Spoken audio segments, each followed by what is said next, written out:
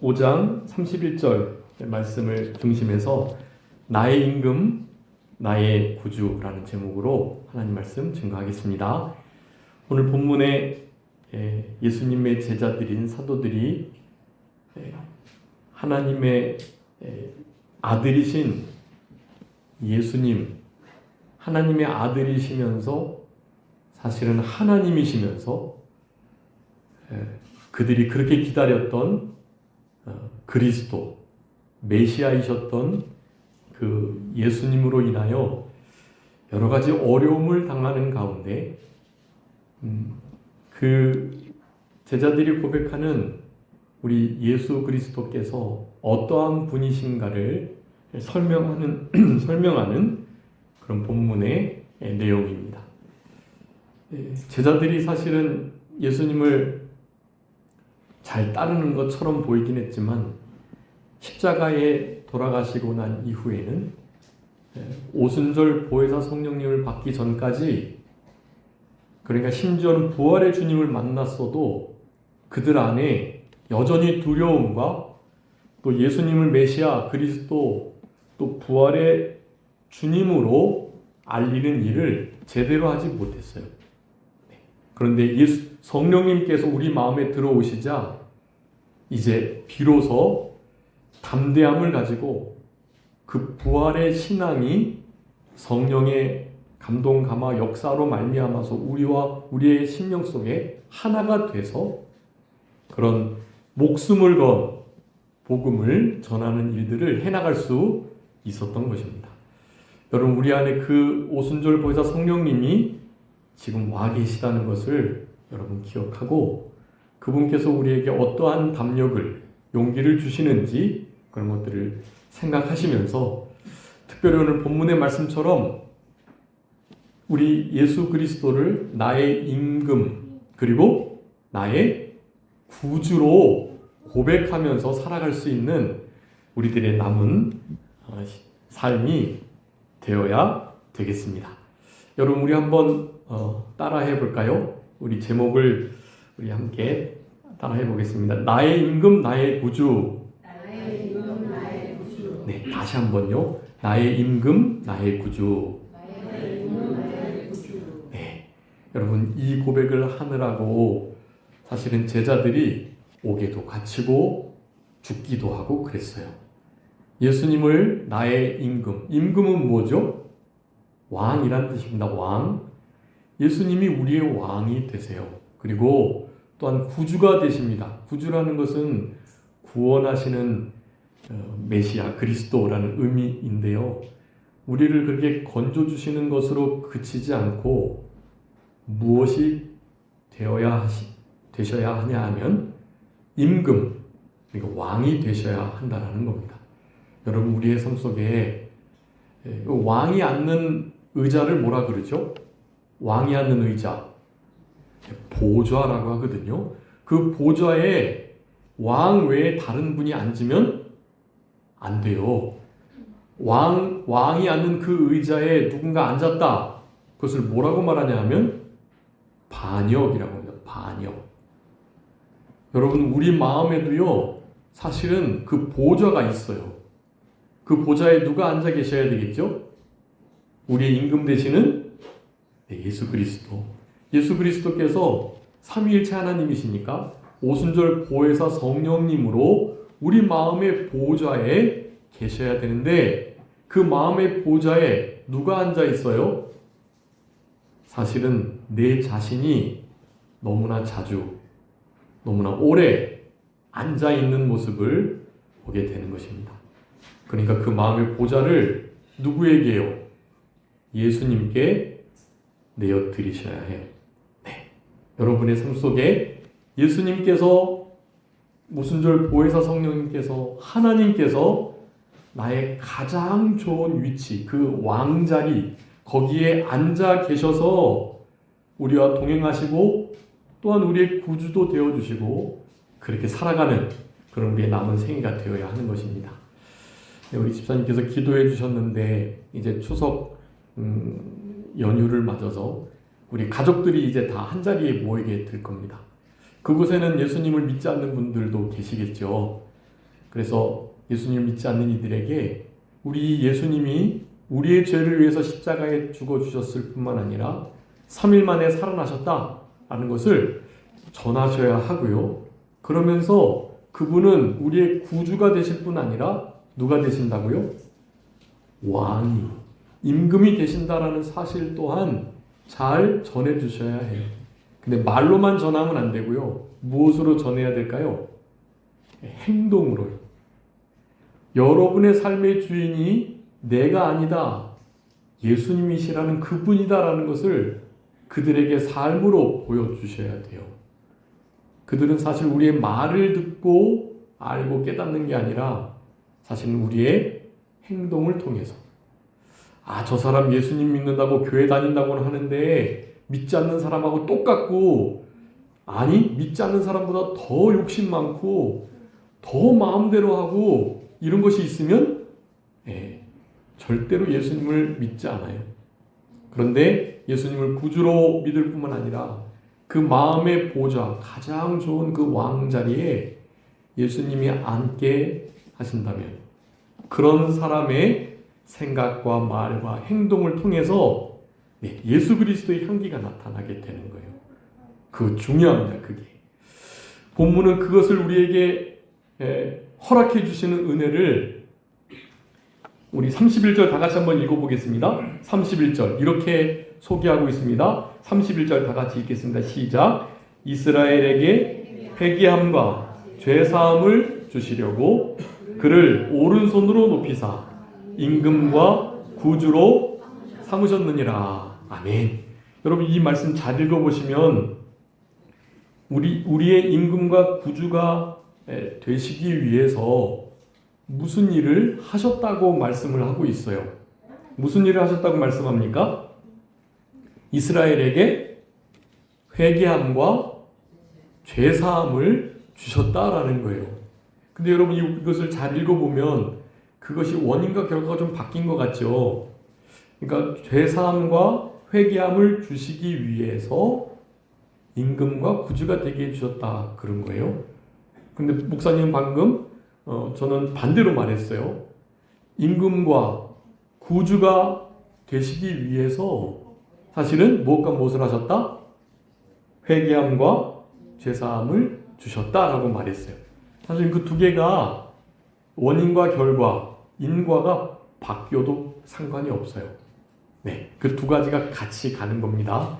자, 그래서 이 회개함과 죄사함을 주시려고 임금과 구주를 삼으셨다라는 것은 우리가 먼저 믿은 자가 돼서 믿는 사람의 모습을 보여야 하잖아요.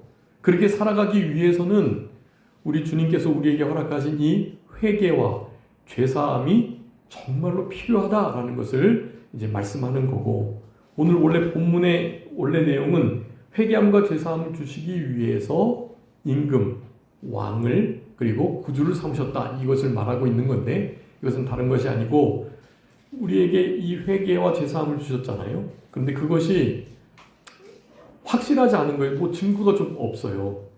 그것이 진짜 참이 되기 위해서 하나님께서 예수님을 부활시키셔가지고 하나님 보좌 우편에 앉히셨고 왕과 구주가 되게 하시는 그 일로 말미암아서 우리가 받았던 죄사함 그리고 회개가 진짜다라는 것을 나타내 주셨다는 의미예요. 자, 그러니까 이것이 두 개가 같이 가는 겁니다.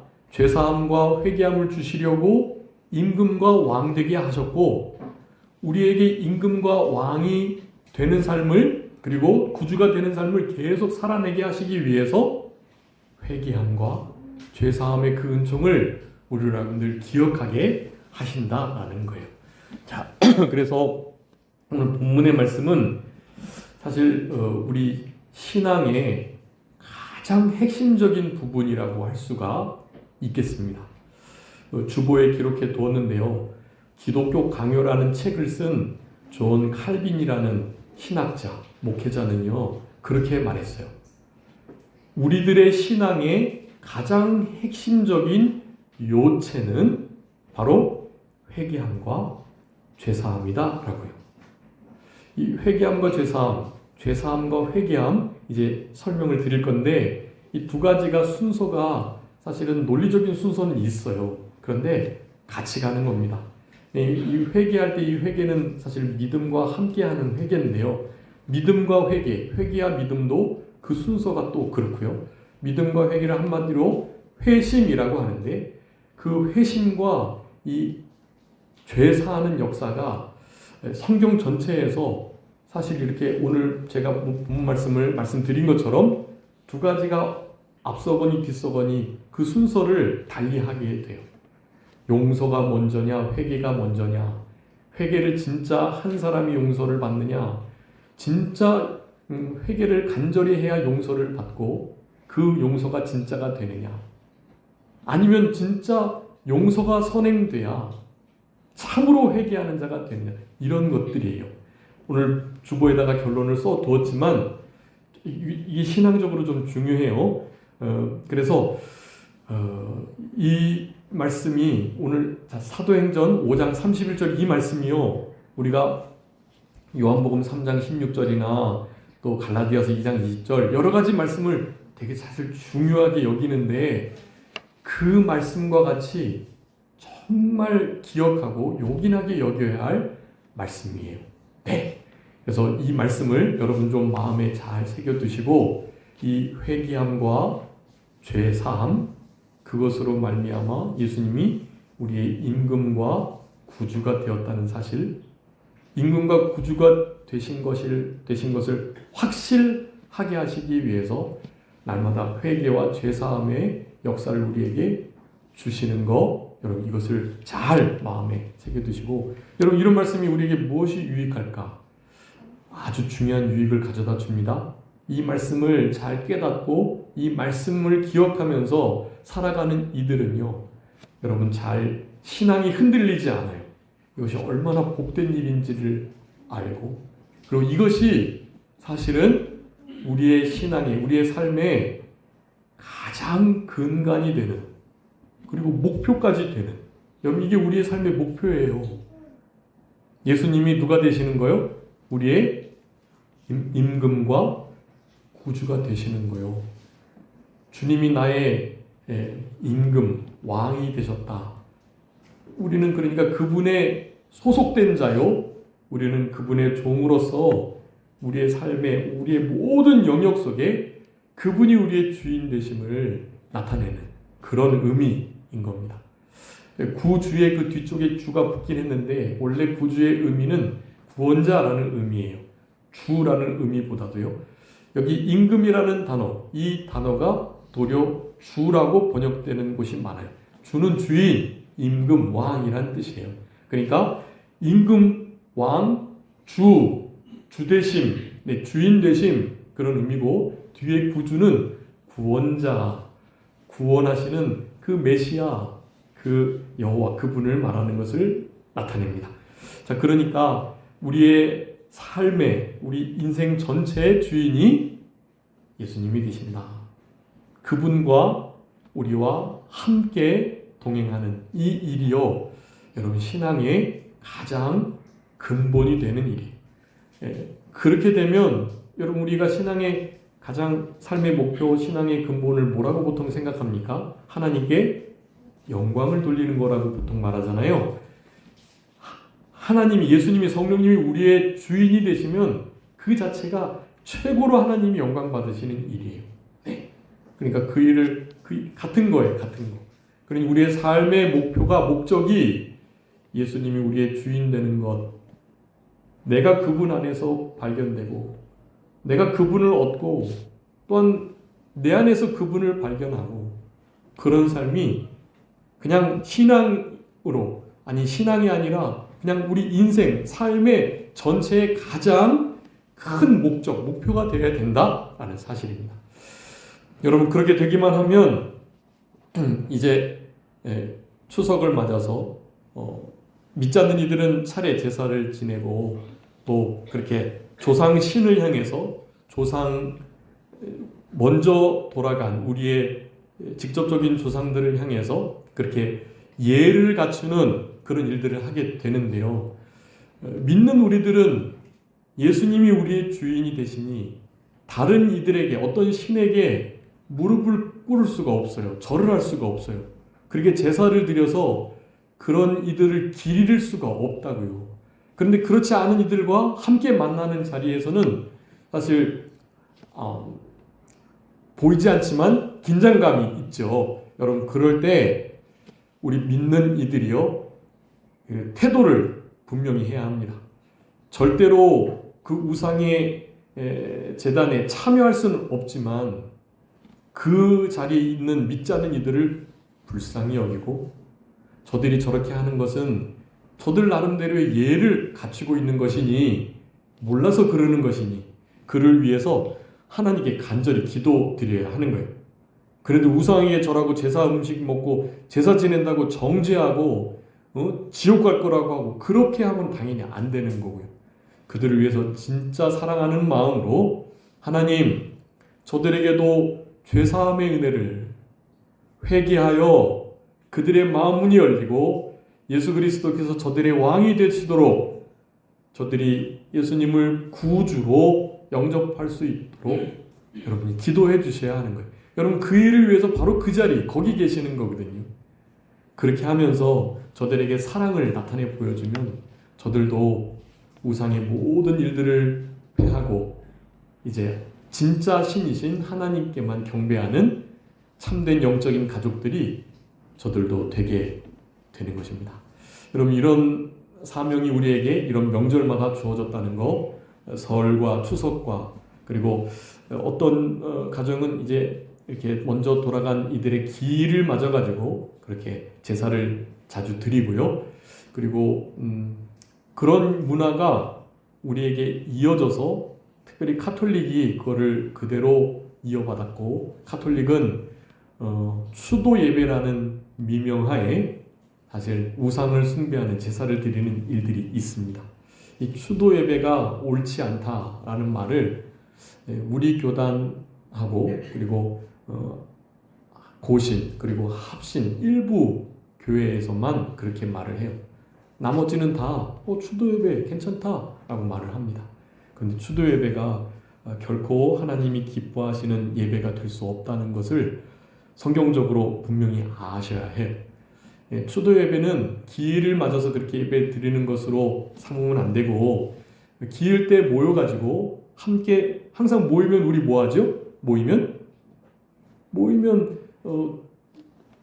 가장 어른 성도님들께서 기도 함께 하고 말씀도 읽고 그렇게 보통 예배를 드리잖아요. 가정 예배를 드리는 것처럼 그렇게 예배를 드리는 거예요.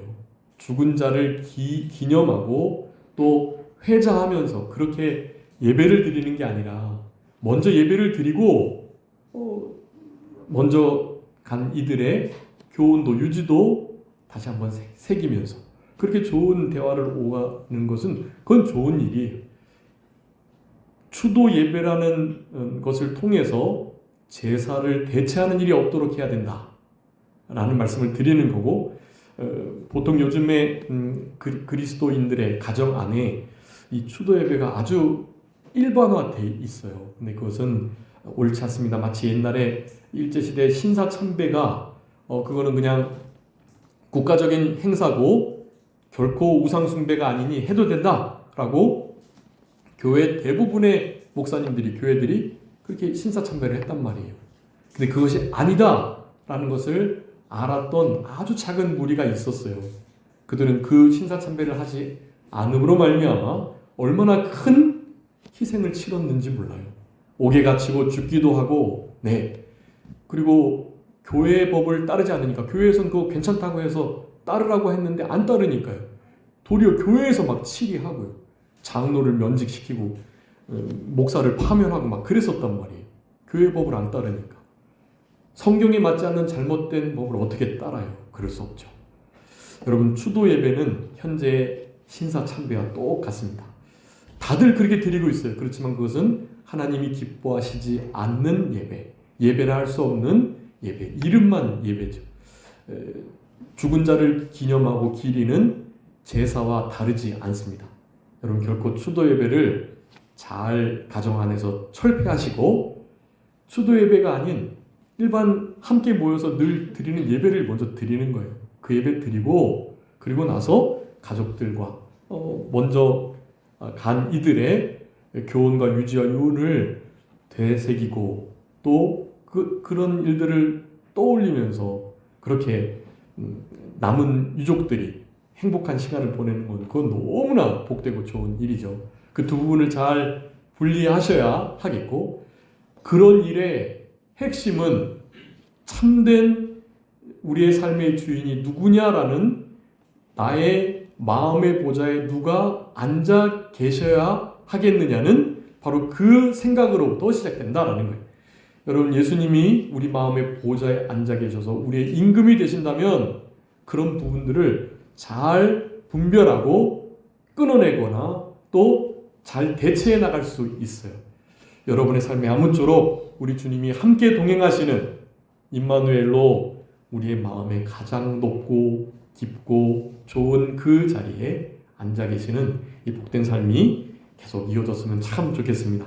여러분, 그러기 위해서는 어떻게 해요? 31절의 전반절에 있는 것처럼 회개함과 죄사함의 이 은혜를 늘 잊지 않고 감사해야 하는 것입니다.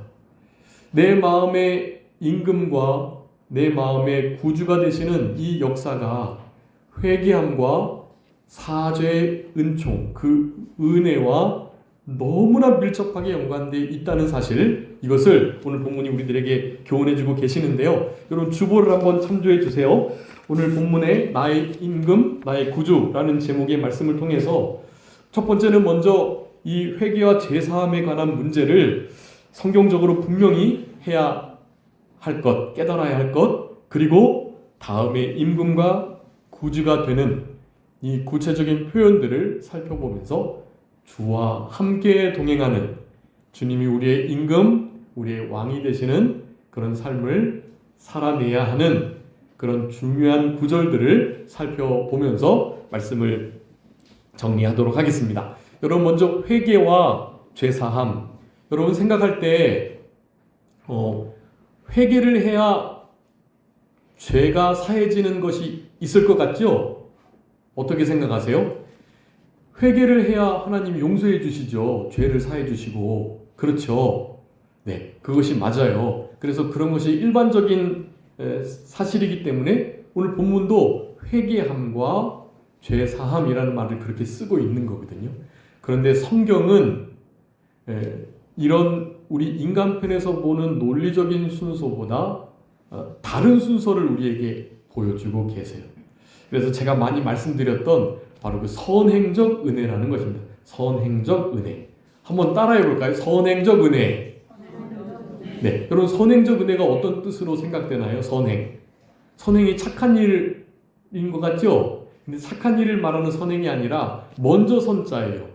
먼저 선, 단일행. 그러니까 선행적 은혜라는 것은 하나님께서 우리에게 어떤 일을 시작하시기 전에, 즉 내가 무슨 일을 하기 전에 하나님이 뭐 하신다? 앞서가시면서 일하신다라는 거예요. 하나님이 앞서가시면서 일하시는 은혜, 그걸 선행적 은혜라고 하는데요. 여러분, 그 선행적 은혜가 있어야 회개도, 그리고 이 죄사함의 구원의 은총을 온전하게 믿는 일도 가능해진다라는 거예요. 네. 자, 그러니까 선행적 은혜라는 것은요, 오늘 회개와 죄사함을 비춰보면 죄 사해 주시는, 용서해 주시는 은혜가 먼저 있다라는 거예요. 나는 회개도 안 했어요. 그리고 예수님을 막 적극적으로 따르고 믿으려고 막 노력하고 힘쓰지도 못했어요. 그런데 뭐가 먼저 있다고요? 선행적 은혜로 죄를 용서해 주시고 죄를 사해 주시는 은혜가 먼저 있다라는 거예요. 그래서 실제로 죄를 진짜 사함받은 자만이 참된 회개를 하게 되는 거예요. 네, 여러분, 이것이 성경의 아주 핵심적인 원리입니다. 선행적 은혜. 여러분, 회개하는 것 자체도요, 죄사함을 받은 우리가 이제 회개를 진짜 하게 되거든요. 근데 그 회개하는 것조차도 뭐가 있어야 될까요? 선행적 은혜가 있어야 돼. 우리가 회개를 하는 게 아니에요. 나 잘못하면 회개하면 돼. 일주일 동안 마음껏 살다가 주일날 교회 가서 회개하면 돼. 나 회개하면 하나님이 죄를 용서해 주시지. 그게 믿는 자의 특권이고 교회 다니는 사람의 권리 아니겠어? 회개하면 죄 용서해 주시니까 그렇게 살아가면 되지 라고 생각하지만 여러분, 큰 오산입니다. 회개하는 것도 우리가 할 수 있는 게 아니에요. 우리는 죄를 즐기는 자, 죄를 좋아하고 죄를 따라가려고 하는 자들이지, 그 죄를 벗어나고 죄에서 돌이키고 그 죄를 멀리하려고 하는 성품이 우리에겐 없어요. 우리는 전적 무능력하고 타락한 이들이기 때문에 그렇습니다. 그러니 회개를 하는 것도 선행적 은혜, 하나님께서 하게 해주셔야 된다라는 것을 생각하면서, 회개가 안 되고 이를테면 죄사함의 은혜와 감사와 감격이 없어지고 그러면 뭐라고 생각해야 돼요? 목사님이 죄사하는 것도 회개하는 것도 하나님이 하게 해주셔야 된다고 했으니까 내가 죄사함의 은총이나 또 회개하는 일이 없는 것을 보니 하나님이 안 하게 해주신 거네, 그러니까 내 책임은 없네, 이렇게 생각하면 안 되고요. 하나님께서 우리에게 죄사함과 또 회개하게 해주시는 역사가 늘 있다. 근데 우리가 그것을 어떻게 했다? 거부했다. 거부했다. 우리가 거절한 것이지 주님께서 회개하지 않게 하시거나 사죄의 은총을 거둬 가신 게 아니라는 것을 여러분 기억하셔야 돼요. 지금 이런 말씀들을 지금은 잘 이해를 혹시 못하실 수 있어도 나중이 되면 더 분명하게 깨닫게 될 거예요. 주님을 닮아가고 거룩하게 되고 나의 생각과 말과 행동이 주님이 나의 임금이 되셔가지고 그 모든 일에 그분의 판단을 받으려고 하는 삶을 살아가려고 시작할 때, 그럴 때 이런 말씀들이 다 이해가 되실 겁니다. 자, 그래서 중요한 것은 하나님의 선행적 은혜가 있어야 되는데 바로 회개하는 역사보다도 앞서서 진짜 용서해 주시는, 죄를 사해 주시는 일이 먼저 있다라는 거, 여러분 이것을 먼저 기억해야 되겠습니다. 주보에 보면 빨간색으로 이사야 44장 22절 기록해 뒀는데요. 한번 읽어봐 주세요. 이사야서 44장 22절입니다.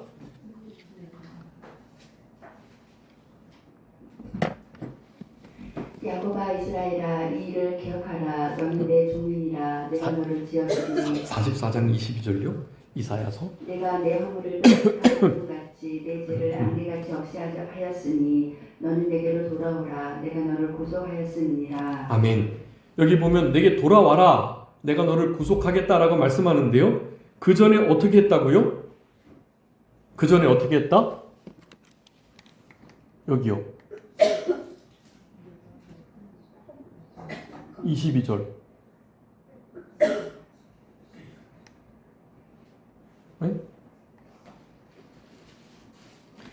이게 개혁 성경인가요? 개혁 개정이? 개혁 개정? 여기 안개같이 어떻게 해요? 없이 하였다. 자, 죄를 없이 하였대요. 죄를 사해 주신 거예요. 그러니까 먼저 용서해 주시는 은혜가 있었다는 거예요, 이게. 없이 하였으니 어떻게 해요? 어떻게 해요? 돌아오라. 돌아오는 게 뭐예요? 죄에서 방향 전환하여 돌이키는 것, 죄를 뉘우치는 것, 다시는 그 길로 가지 않는 것, 그게 회개거든요. 이 돌아오라는 게 이게 회개예요, 회개. 여기 죄를 없이 했다라는 것은 사죄, 용서, 죄 용서이고요. 그러니 죄 용서가 먼저 있은 다음에, 그러니 용서했으니까 어떻게 해라? 돌아와라. 이렇게 말씀하는 거예요. 그렇기 때문에 성경적으로는 그 제일 근본 원인, 제일 동력이요, 주님이 우리를 먼저 죄 용서하시는, 죄를 없이 하시는 은혜가 있어야 사실 그 결과로 진짜 회개가 나타나게 되는 거예요. 회개는 죄사함의 결과입니다. 우리가 보통 회개를 해서 죄사함이 결과로 오는 것처럼 보이지만 그게 아니라는 거예요. 먼저 죄를 사해 주시는 은혜가 있어야 참으로 회개, 그리고 그 회개에 합당한 열매를 맺히는 진짜 회개의 모습이 있을 수 있다는 거예요. 그 밑에 절에 이사야 55장 7절 말씀을 주보에 기록했는데요. 성경에는 또 이렇게도 말하는 거예요. 여호와께로 돌아와라. 불의한 길을, 그의 생각을 버리고 그러면 내가 긍휼히 여기겠다. 그러면 내가 용서하겠다라고 말씀을 해요. 그러니까 이제 이런 것은 실제로 우리가 아는 이런 은혜를 받은 우리가 회개하면서 늘 하나님 앞에 의롭게 살려고 힘을 쓸 때, 그럴 때 이제 이사야 55장 7절의 말씀이 적용되는 거예요. 진짜 죄사함을 받아서 참으로 회개를 하는 사람들은요, 늘 회개하여 돌이키는 삶을 통해서 하나님께로 더 가까이 가고 하나님께서 우리를 용서해 주시는 그 은혜를 누리면서 살아간다라는 거예요. 네, 이것이 선순환, 계속 반복이 되는 거예요. 용서받음으로, 죄를 사함받음으로 하나님께 돌아가는 진짜 회개하는 삶이 가능하고, 그런 회개의 삶이 지속될 때 사죄의 은총 속에 살아가게 되고 그런 것이 된다는 거예요. 여러분, 이렇게 회개와 죄사함, 사죄와 회개의 역사가 계속 우리 심령 속에 이어질 때, 그럴 때 여러분, 오늘 본문의 후반절의 말씀처럼 예수님께서 우리의 무엇과 무엇이 되신다고요? 임금과 구주가 되어주신다라는 거예요. 이미 임금과 구주가 되어주셨으니 회개와 이 사죄의 역사가 가능한 거거든요. 그런데 회개와 사죄의 역사를, 그 은총 속에 살아가는 자들이 진짜 예수님이 임금 되는, 왕이 되시는, 예수님이 우리의 죄를 위해서 죽어주시는 참된 그 구주가 되신다는 확신 속에 살아가는 정말 복된 인생이 이어지게 된다는 것을 말하는 것입니다. 그러니 우리는 그저 감사할 것밖에 없습니다. 우리가 명절 때 어른을 찾아뵙고 또 이렇게 시골에 계신 웃 어른들을 이렇게 만나 뵙게 되는데요. 1년에 이제 이 설, 추석 연휴, 이 명절이 돼야 이제 우리의 삶을 좀 잠깐 접어놓고 그렇게 시골로 향하게 되는 일이 있는데요. 여러분, 시골에 계신 어른을 그래도 1년에 한 2번은 찾아뵙는데, 여러분, 우리의 진짜 임금, 우리의 왕 되시는 그분을 얼마나 자주 진짜 대면하여 찾아뵙고 만나 뵙는지를 오늘 이 시간에 점검해 보시면 좋을 것 같습니다. 주님을 오늘 아침에도 새벽 예배를 드리시면서 주님의 말씀을 통해서 주님을 대면하셨다면, 성경 말씀을 피고 말씀 로고스 되시는 우리 예수 그리스도를 대면하셨다면 그러면 괜찮은 거예요. 그런데 그렇지 못하고 너무나 우리의 일상적인 삶 속에 분주함으로 성경 읽는 것을, 기도하는 것을, 찬송드리고 내 안에 계신 나의 임금, 나의 구주, 나의 왕 되시는 그분을 전하는 일을 잊고 계신다면 여러분, 그것은 삶의 큰 것을 놓치고 계시는 거예요. 아주 큰 것을 놓치고 계시는 거예요. 여러분, 이런 명절 기간에 다시 한번 우리 부모님의 은혜를 생각하고 가족들이 한자리에 만나 진짜 행복한 시간을 가지시는 것처럼 여러분, 우리 주님도 그와 같은 만남을 고대하고 계신다. 요한계시록 3장 20절에 말씀합니다. 내가 문 밖에 서서 두드리노니 누구든지 내 음성을 듣고 그 문을 열면 내가 그에게로 들어가 그로 더불어 먹고 그는 나로 더불어 먹으리라. 주님이 지금도 문 밖에 서서 우리에게 두드리고 계시는 거예요. 이 추석 명절 너무 세상적으로 즐기고 치우치지 말고 이 명절을 통해서도 나와 함께 나의 왕되심을 기억하며 나와 함께 동행하고 주님을 왕으로 모시는 삶이 얼마나 복된지를 조금 더 여유 있게 느꼈으면 좋겠다 하는 감동을 하나님께서 주고 계신다라는 생각을 하셔야 하는 것입니다. 여러분, 이것이 별것 아닌 것 같은데 말씀드렸죠? 우리 인생의 목표, 목적이고요. 이 일을 이루면 다른 것은 좀 미비해도 괜찮아요. 여러분의 삶 속에 주님이 왕이 되시기만 한다면 여러분 괜찮아요. 다른 것은 옛날에 주님을 왕으로 모시지 않고 내 마음의 보좌에 내가 앉아가지고 내 마음대로 마음껏 해가지고 이루었던 어떤 성취와 성공보다도 예수님이 왕으로 앉으신 그 이후의 삶의 성취가 훨씬 더 크게 될 거예요. 세상적으로는 조금 아닐 수도 있을 수 있어요. 여러분, 그렇지만 판단하시는 건 진짜 주님이시고 영원한 판단, 주님의 심판대 앞에 어떻게 나타나는, 그게 중요하니까요.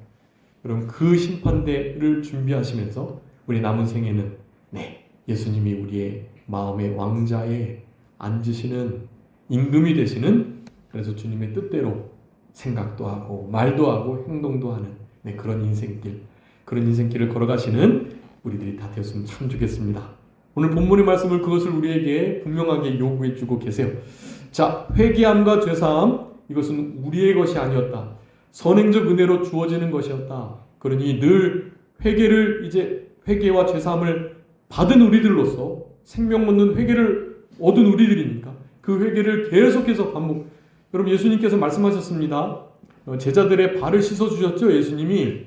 그런데 예수님께서 발을 씻어가고 있는데 베드로 차례가 왔는데 베드로가 예수님의 발 씻는 걸 거절하는 거예요. 왜 거절했게요? 왜 거절했죠? 예수님이 이렇게 위대하신 분인데, 선생님인데 어떻게 감히 종처럼 저의 발을 씻을 수 있어요? 절대로 못 씻어요. 베드로가 그랬거든요. 근데 예수님이 그때 뭐라고 그러셨죠? 베드로야, 내가 너의 발을 씻지 않으면 너와 내가 상관이 없다 그래요. 상관이 없다. 너무 무서운 말씀이죠. 그 말을 들은 베드로가 뭐라고 말했어요? 그 말을 들으니까 그러면 안 되죠. 그러면 저를 머리부터 다 씻어주세요. 그렇게 말했다고요. 그랬더니 예수님이 또 뭐라 그러셨죠?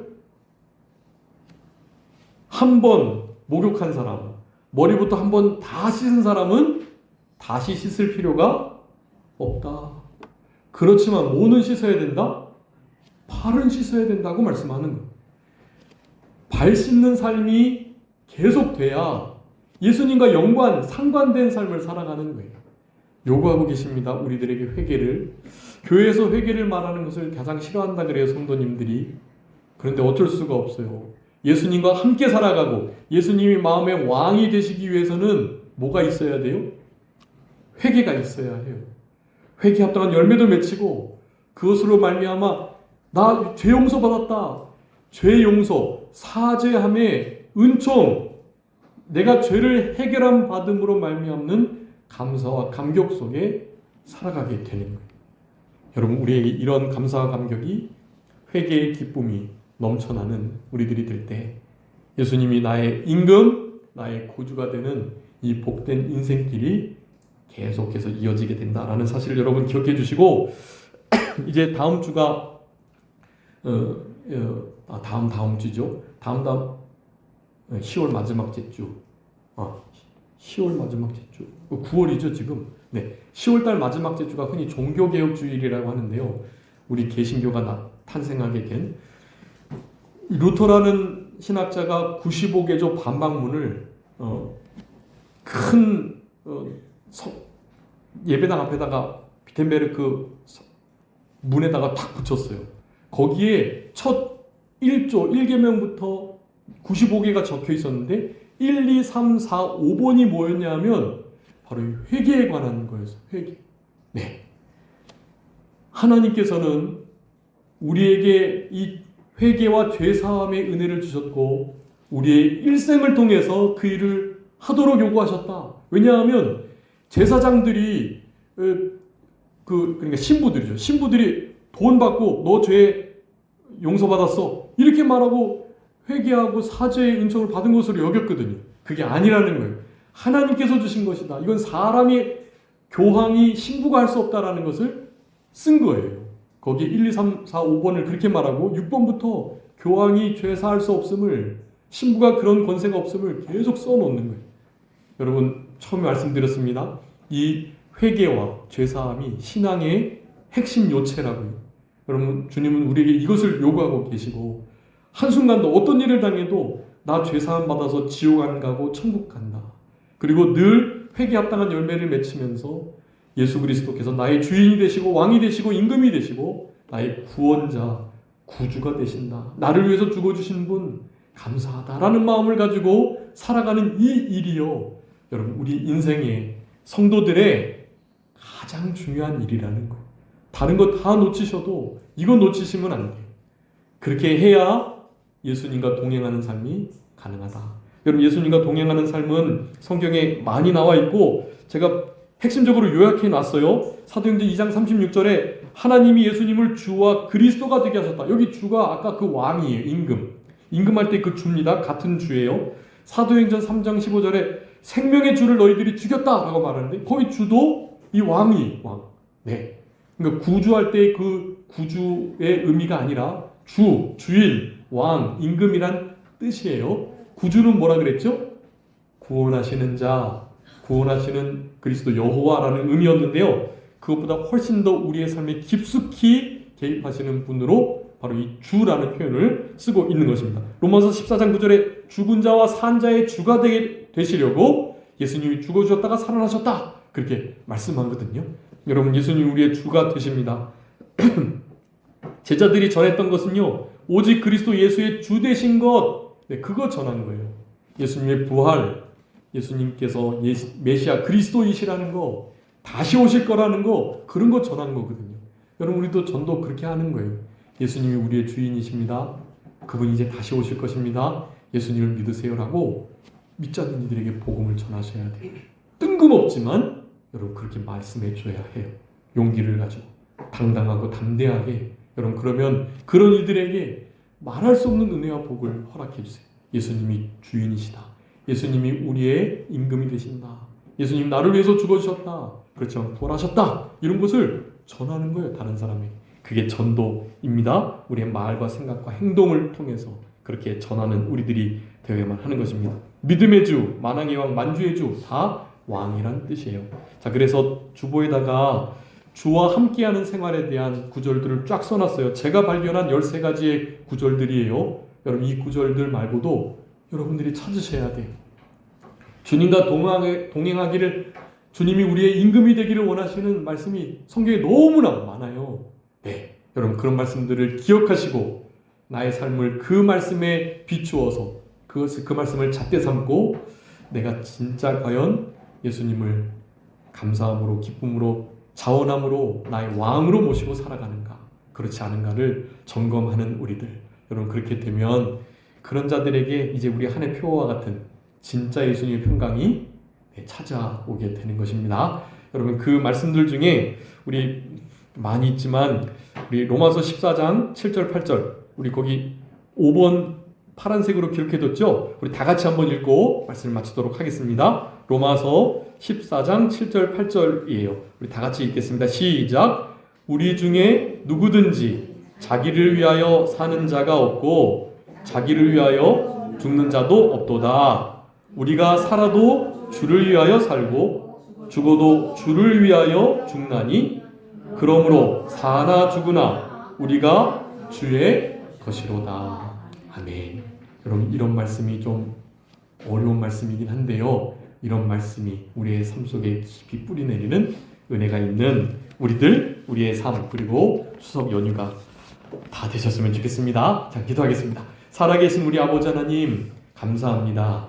우리들에게 우리의 임금과 우리의 구주가 되시기 위하여 우리에게 죄의 사함과 회개의 은혜를 허락하여 주시고, 우리에게 죄 사함과 회개의 은혜를 주시기 위하여 우리의 임금이 되시고 우리의 구주가 되어 주셨다고 하셨던 이 사도행전 5장 31절의 이 말씀을 가지고 우리의 남은 생에 하나님이 기뻐하시는 인생길을 걸어갈 수 있는 우리 모두가 되게 하여 주시옵소서.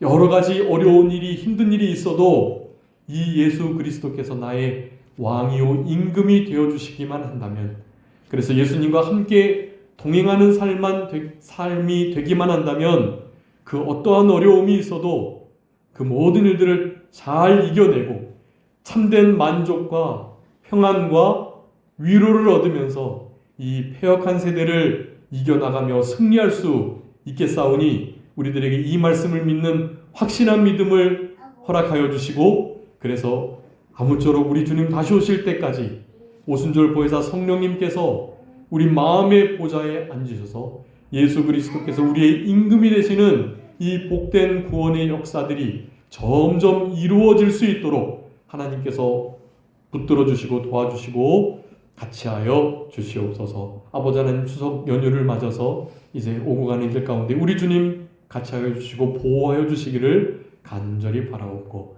믿음을 가지고 모든 불신 친척들과 가족들을 대할 수 있는 성숙한 복된 믿음을 통하여서 하나님이 기뻐하시는 명절을 지낼 수 있도록 하나님께서 은혜 베풀어 주시고, 믿지 않는 이들, 우리나라 전체가 우상을 숭배하는 하나님의 진노를 받을 수밖에 없는 그런 상황 속에 놓여 있는 이런 명절들을 통하여서 주님께서 좀 불쌍히 여겨주시고 저들을 긍휼히 여겨주시며 저들에게도 예수 그리스도를 임금이요 구주로 고백할 수 있는 은총을 그저 더하여 주시기를 간절히 바라옵고, 남은 주의 날도 우리 주님께서 기뻐하시는 온전한 주의 날로 하나님께 드릴 수 있도록 살아갈 수 있는 복된 한 날 되게 하여 주옵소서. 모든 것 주님께 맡기옵고 살아계신 예수 그리스도의 이름으로 기도 올리옵나이다. 아멘.